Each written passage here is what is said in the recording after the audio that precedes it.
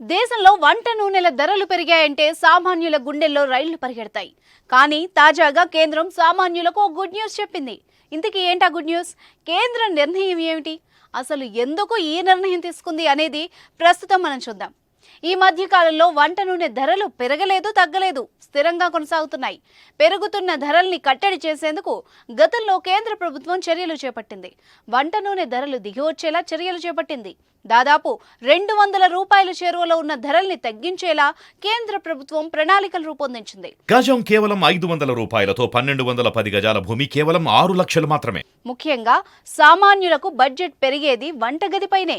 ఇప్పటికే పెరిగిపోతున్న నిత్యావసర సరుకులతో సామాన్యులు సతమతమవుతున్నారు. తాజాగా కేంద్ర ప్రభుత్వ నిర్ణయంతో సామాన్యులకు కొంత ఊరట లభించే అవకాశం ఉంది. వంట నూనె ధరల్ని మరింతగా తగ్గించేందుకు కేంద్రం చర్యలు చేపడుతోంది.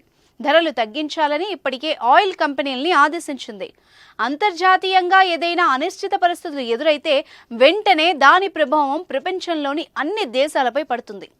ఇతర దేశాల నుంచి వస్తువుల్ని దిగుమతి చేసుకుంటున్న దేశాలకైతే మరింత దారుణమైన పరిస్థితులు ఏర్పడతాయి.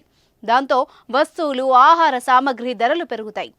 ఆ సాకుతో కంపెనీలు అడ్డగోలుగా క్యాప్ ఫ్లోస్ పెంచుకుంటూ పోతాయి. తిరిగి ఆ అనిశ్చిత పరిస్థితులు సద్దుమణిగినా ఏ మేరకు ధరలు పెంచారో ఆ రీతిలో వాటిని తగ్గించరు. ఉక్రెయిన్ రష్యా యుద్ధం తర్వాత పెరిగిన వంట నూనె ధరలు ఇప్పటికీ అధికంగానే కొనసాగుతున్నాయి. దాంతో దేశ ప్రజలపై ధరల భారాన్ని తగ్గించేందుకు కేంద్రం రంగంలోకి దిగింది. ప్రస్తుతం అంతర్జాతీయంగా ఎడిబుల్ ఆయిల్ ధరల తగ్గుదలకు అనుగుణంగా తమ ఉత్పత్తుల ధరల్ని తగ్గించాలని భారత ప్రభుత్వం వంట నూనె తయారీ సంస్థల్ని ఆదేశించింది. ప్రపంచంలోనే అత్యధికంగా వెజిటబుల్ ఆయిల్ దిగుమతి చేసుకునే దేశం భారత్ కావడం గమనార్హం. శుద్ధి చేసిన సోయాబీన్ ఆయిల్, సన్ఫ్లవర్ ఆయిల్ పై ప్రాథమిక దిగుమతి సుంకాన్ని గత ఏడాది జూన్లో 17.5% నుంచి 12.5%కి తగ్గించారు. అందుకు అనుగుణంగా ధరలు తగ్గించాలన్న డిమాండ్ ఉంది. ఇండియా ప్రధానంగా ఇండోనేషియా, మలేషియా నుంచి పామ్ ఆయిల్ దిగుమతి చేసుకుంటుంది.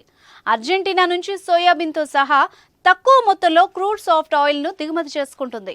ఉక్రెయిన్, రష్యా నుంచి కూడా సన్ఫ్లవర్ ఆయిల్ను దిగుమతి చేసుకుంటుంది.